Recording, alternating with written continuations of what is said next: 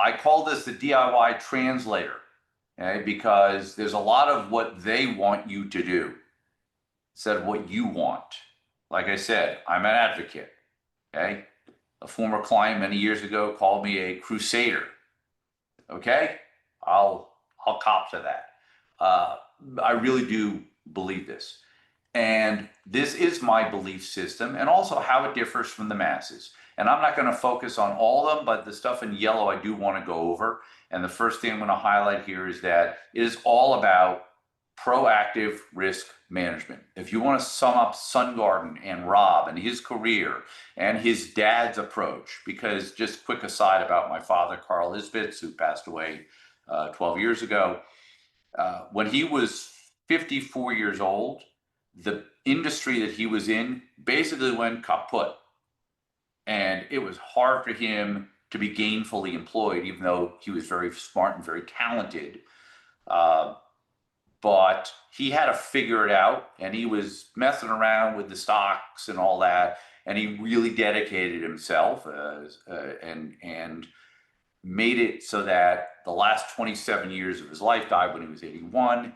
He was able to keep himself and my late mom going without having to go back to work. That is my inspiration, and it's why I expanded on what he did, not just during my advisory career, but afterward.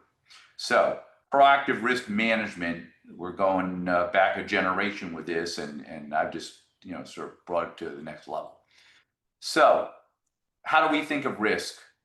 You have to manage it through the process. For a lot of people, they ignore it until it's in the headlines. Simplicity. Simplicity, I thought, aren't you supposed to impress us with how smart you are? No, not really. Not really. I refer to it very simple as playing offense and defense at the same time. It's not convince them they need a buffer ETF, private equity, covered call writing ETF, high yield bond fund, whatever. Okay. I use levered and inverse ETFs, but they're not a sales pitch. They're not a sales tool to me. They're an investment tool. What is investment research today? Well, a lot of it has been screwed up because I think that the do-it-yourself investor has been grossly miseducated since the GFC. What's the GFC? Global financial crisis, 2007 to 2009. I started managing my first mutual fund during that time, so I got quite a lesson. Fortunately, we're a long-short fund, so we survived just fine. What's their way? It's a sales culture, and it's a sales culture on steroids, and it appeals to short attention spans. You can't help it in the iPhone age, but I think we can do better. Okay, what are markets? Well, to me, they're a tool. To a lot of people, they're a game. I don't like that. I listen to the market story. A lot of other folks want to be listened to because they're popular. Maybe this is why I'm not more popular. Goodbye me. Our attitude is you should be humble about this stuff. Humble, straightforward, and understand that the markets are bigger than us. And really, we kind of have to respect them, and we have to work with them. That's why I talk about they're a tool. They're not the end goal. Investing does not have to be sexy. It just needs to be useful, productive, and ultimately successful in the way you define it as a do-it-yourself investor. I see too much arrogance. So we could summarize it with, we're about help, we're not about hype. And in terms of education, we are trying to teach you to be a do-it-yourself investor. Yeah, you can follow my picks. I'll show you an example of how we do that later. But if this is the only reason to join the club, first of all, I think it's worth the price of admission, but it's not the number one and only reason that people join. And we know this because we've been running it on Seeking Alpha since November, and this is what people have told us. So I'm going to highlight a few other things here, and can certainly go back to any of this. This is investing to me. It starts with proactive risk management, then it's a philosophy, a process, a strategy, and tactics. The problem is people spend way too much time on the tactics without starting with this and then making sure they have philosophy, process, and strategy intact. That's why the GPS, kind of a first step for anybody, whether we know them or not, putting it out there. So my number one rule, ABL, avoid big loss. It's not ignore big losses so I can keep getting my fee. This has been in many parts of the advisory business, not all, but definitely many. This has kind of been the mantra. How do I know? 27 years I was an advisor. It hadn't changed that much. What drives modern markets? That's the main issue under an investment process. Well, it's algos, quants, indexes. Something like 80 or 90% of trading volume on the exchanges now is run by investors or entities that are indifferent to what they're buying. What does indifferent mean? In this case, if you're an index fund, you buy what you're supposed to buy.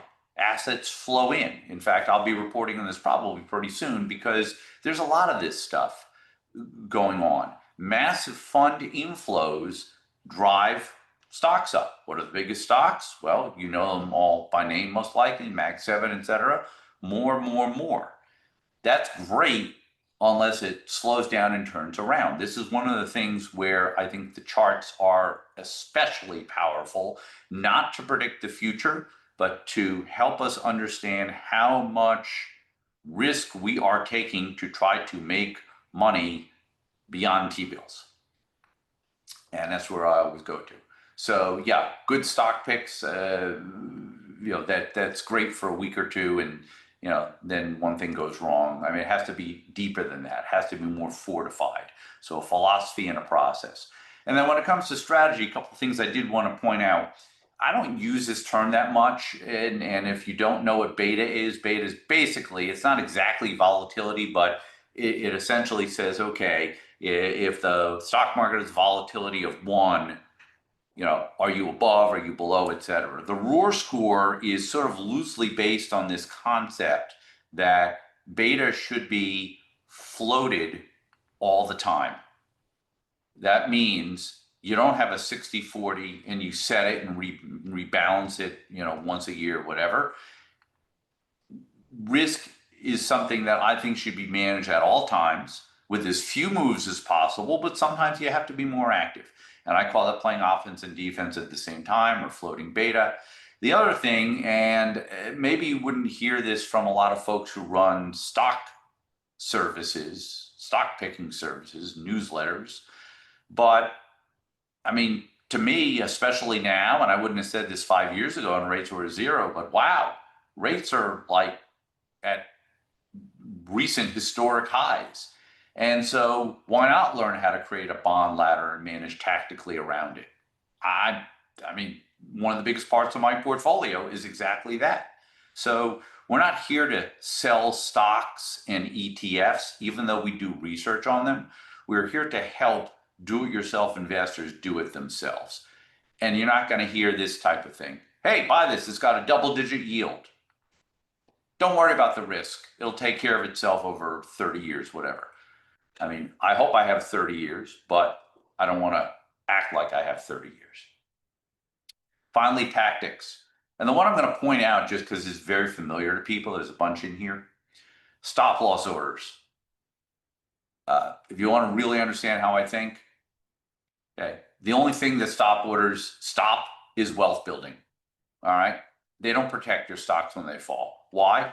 Because if a stock is selling here and earnings come out, or there's some bad news overnight, and your stop order is here, it is going underneath. You're not selling here, you're maybe selling here, depending on what type of stop order you have. That, to me, I give that specific example because it is such a classic example of miseducated investing on the part of a lot of the folks who are offering services to the folks that are trying to figure this all out.